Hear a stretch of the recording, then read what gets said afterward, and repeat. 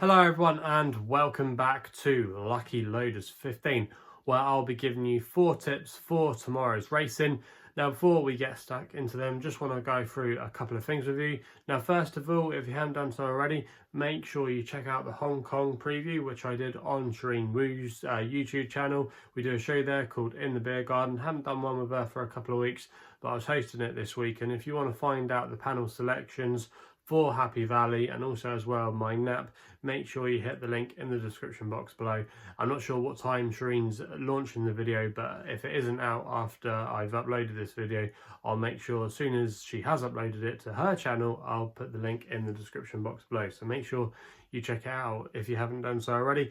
Also as well, let's quickly just reflect on how our selections performed today. Again, it was a very frustrating day where nothing went right for us at all. Militia was quite disappointing, I thought. Looking back at it, maybe he just didn't handle the track, and if you actually go back and watch the race, he was able to grab that rail, but he wanted to hang left, which was a little bit unusual, but I don't think he was good enough to win on the day, and he might strip fitter for the run. I think quite a few of our selections might have needed the run today. Soto Sizzler just got outdone by Sylvester de Souza, nicking it from the front, and that was my worry. I could tell pretty much coming down into the home straight that I thought Sylvester was going to win, because he's a masterclass jockey from the front. Gave that one a peach of a ride, and in the end Soto Sizzler ran okay, but yeah, just didn't have the rub of the green, unfortunately. No excuses really with him, except that the Sylvester de Souza's mount got first run. Away from that, my Nap Alawi was well backed. In fact, all our tips were well backed today.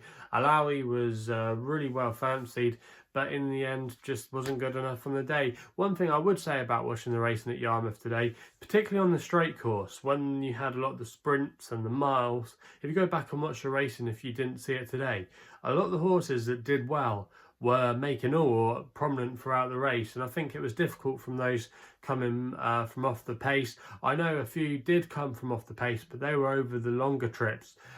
So yeah, I do think it was a real advantage today to be prominent and handy at Yarmouth, and that kind of went against us there. And then my long shot, High Noon, that one was well supported as well, advertised at 14 and was backed into 8s. In the end, could just never really get competitive, was at the back for the majority, and then did stay on a little bit in the closing stages, but the gun had already gone, as it were, you know, and just could never get back into it. I think maybe there could be a race still to win in that race. The handicapper might knock the horse down a couple of pounds. I think maybe stepping back up in trip or going to a track away from Sedgefield. I just think a couple of factors didn't really suit it today. But yeah, no excuses really. It was a frustrating day, and that's the way it goes. We have been on a little bit of a dry spell recently, but it only takes a couple of good results for you, and then your fortunes can change, and hopefully they will tomorrow. So let's get into it then. 4 tips for tomorrow's racing, and we're going to be going to Perth with my Nap to start proceedings. We go to the 3 o'clock there, where they've got a good 3 days ahead of them. Always love this 3-day meeting, and hopefully we can find a winner there in the 3 o'clock.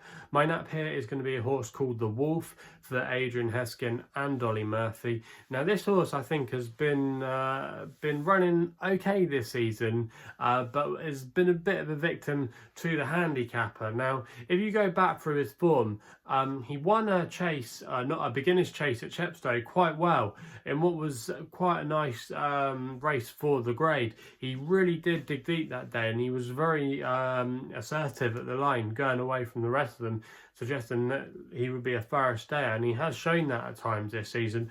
But he was rated 135 going into that race, and then the handicapper afterwards raised him £9 to a mark of 144, and I think that was a little bit harsh on the horse, to be honest with you. He hasn't really been able to go on from that.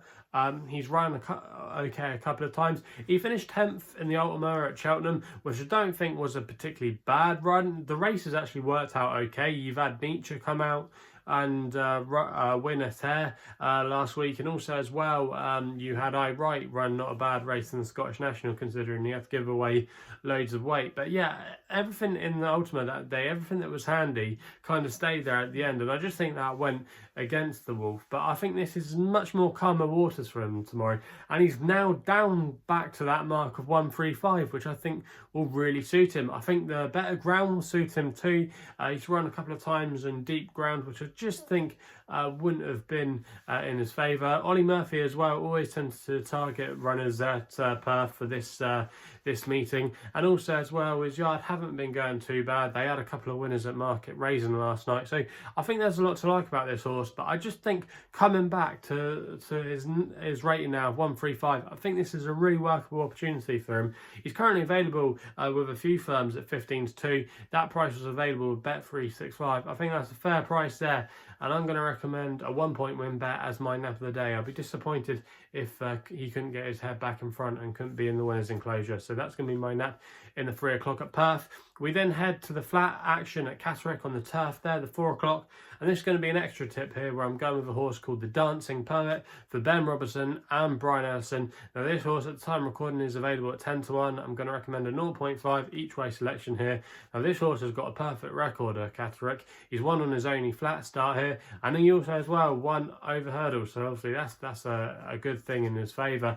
Now this horse is off a fair mark, I think. He's still only a 5-year-old, so he could still have a little bit more to come this season. But yeah, he's now down to a mark of 73. He won off a mark of 72 when he ran here last year, and he was handy throughout. And he's got a good draw tomorrow if Ben Robinson wants to go on and be up there and be handy. He's Jordan still won, so I think that's a positive there. He finished 6th on his seasonal reappearance at Pontefract, but I think you can put a line through that run. I think he might have just needed his return that day, and I think he'll come forward for it. I think this is the right trip for him as well. I think there's a lot of factors in his favour tomorrow, and I know Wise Glory is a short price favourite here, but I'm just a bit concerned with maybe if there's one here on the front end that might be able to control the pace and get away from him. I think he's a bit too short in the betting for me, and I think Dancing Poet returning to a track we know he goes well at. I think he'll strip fitter for his latest run. I think he's got a good chance tomorrow at a price of making the frame. I think he can outrun his odds, so that's why he's going to be my extra tip of the day. We then head back to Perth for my long shot of the day, which runs in the 4:10 at Perth, the Mare's Handicap hurdle. I thought this wasn't a particularly strong renewal of this race. On paper, I quite like the chances of Honeymoon, but I'm wondering really, does she have that much in hand of a handicap mark? And also as well, she might have had a hard season. So that's why I'm taking a chance here with a horse called Southern Girl for Lucinda Russell and Derek Fox. Both are in good form. Lucinda obviously won the Scottish National at the weekend with Mighty Thunder. She combined with Derek Fox on Monday to have a winner at Hexham, and also as well she's got a Hoy Senior to look forward to at the Punchestown Festival next week. So the yard are going great guns, and I think this horse has got a chance in this race tomorrow. Now she's actually in the colours of Kenny Alexander, who we associate obviously with Honeysuckle, Tell Me Something Girl, Manila Melody, some really nice horses. And this horse is an interesting one, making a handicap debut tomorrow for Mark, like I said, of 112. Now this horse has run a few times this season and has had a little bit of a break, so I think the freshness angle will be really interesting here.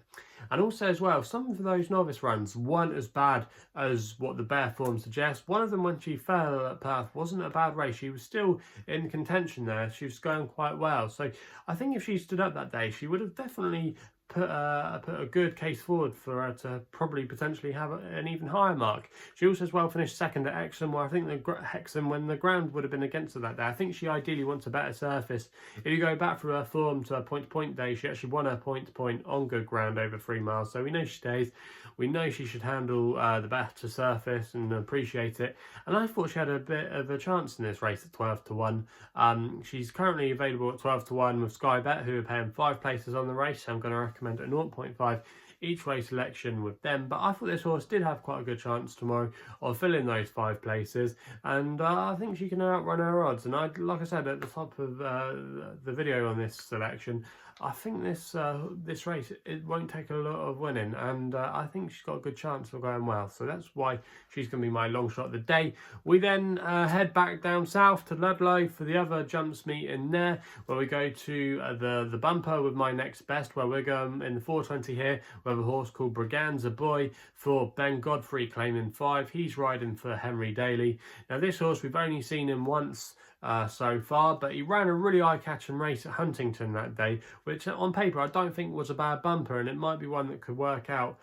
quite well. I don't think the ground would have been in his favour that day. The pedigree suggests he should handle the better ground, but if you go back and watch the race replay of that race, he was a little bit inconvenienced at 1 or 2 stages during the race, but then as he got out of the traffic and started being asked for his effort, he really did pick off, and he was flying at the end of the race, and he hit the line hard, and I think that was quite a good effort. Now in the context of this race tomorrow, he's going to be getting some good weight allowances. He'll get the 4-year-old weight allowance, and then he'll get Ben Godfrey taking 5 off. So this horse tomorrow is going to be receiving a bundle of weight from some of his rivals. Also as well, like I mentioned, the pedigree suggests he should prefer this better ground, and also as well he does have he does have bumper winners on the dam side of his pedigree, so I think he does have a good chance in this race tomorrow. He's currently available at 9-2 with bookmakers. I think that's a fair price there, and I'm going to recommend him as my next best of the day. We're going to recommend a 1-point win bet with him, and fingers crossed he can round off a good day for us. So they're the 4 tips for tomorrow's racing. If you're enjoying these videos, despite us not finding plenty of winners of late, please make sure you hit the thumbs up button. If you haven't done so already, appreciate it if you'll subscribe here to my YouTube channel at LuckyLoaders15. Also as well, if you want to follow me on Twitter, that's the only place you can do so. On social media, my handle is at LuckyLoader15. And if you haven't done so already, make sure you check out my website. It's www.chrisloaderracing.co.uk. So please gamble responsibly. Hopefully we can have some winners tomorrow, and we'll be seeing you soon.